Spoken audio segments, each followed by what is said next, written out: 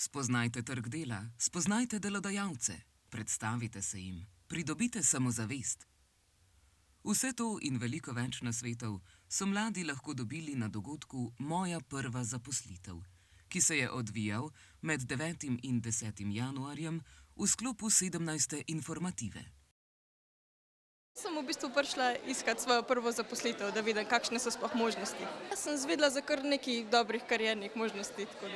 Zdaj sem videla, da lahko v cvetličarstvu različnih, tudi v turizmu sem veliko poklicev, ker nisem sploh vedela, da obstajajo.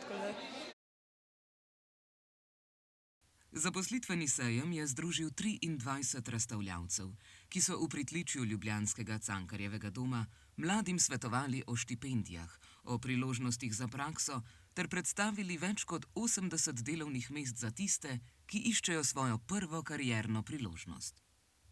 Ob tem so obiskovalci lahko preizkusili tudi različne pripomočke in sodobne tehnologije. Zato ni bilo prav nič nenavadno, da so se po sejmu sprehajali mladi z nenavadnimi očali, skozi katera so dobesedno pogledali v svojo prihodnost. To so v bistvu VR očala, imajo trenutno, mi imamo en projekt teče, trenutno Interreg CDO VR, ki je na območni službi Ptuj v povezavi z Ljudsko univerzo Ptuj.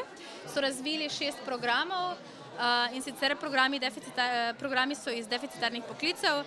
Skratka, zbirajo lahko mladi ali starejši med poklici obdelovalec kovin, zidar, kuhar, socialni oskrbovalec, električar in računalničar. V virtualnem okolju je v bistvu prikazan nek resnični delovni prostor, izzivi, naloge, orodja, pripomočke, s katerimi posameznimi poklici delajo. In potem skozi te naloge v bistvu ugotavljajo, ali bi bilo to delo, ta poklic zanje primeren. Pomaga jim predvsem to, da bolje spoznajo sebe, da spoznajo recimo, na katerih področjih so resnično dobri, kje so njihovi interesi še posebej izraženi. Na drugi strani pa tudi recimo razpršenost teh interesov. Pri mladih se velikokrat pojavlja, da imajo veliko interesov, veliko področij zanimanj in se težko odločijo.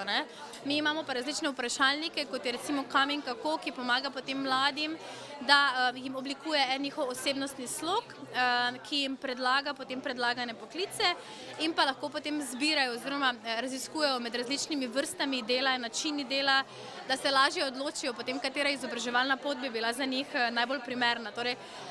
Hkrati upošteva vprašalnik interes, zanimanje posameznika in pa tudi tekom pogovora potem za kariernim svetovalcem se upoštevajo tudi neke sposobnosti, zmožnosti, koliko je posameznik recimo primeren, da se vpiše v neko določeno smer izobraževanja.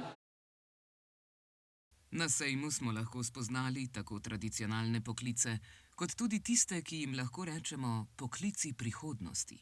Energetika je široka panoga in pokriva res vsa področja, od administrativnega dela do vzdrževalnega, do vodenja celotnega sistema. Vemo, v kakšni dobi živimo, tako da energetika res vključuje in digitalizacijo in vse, kar bo prineslo samega trajnostnega prehoda in zelenih energij. To so poklici prihodnosti, se vemo, brez elektrike ne znamo živeti, tako da vabljeni.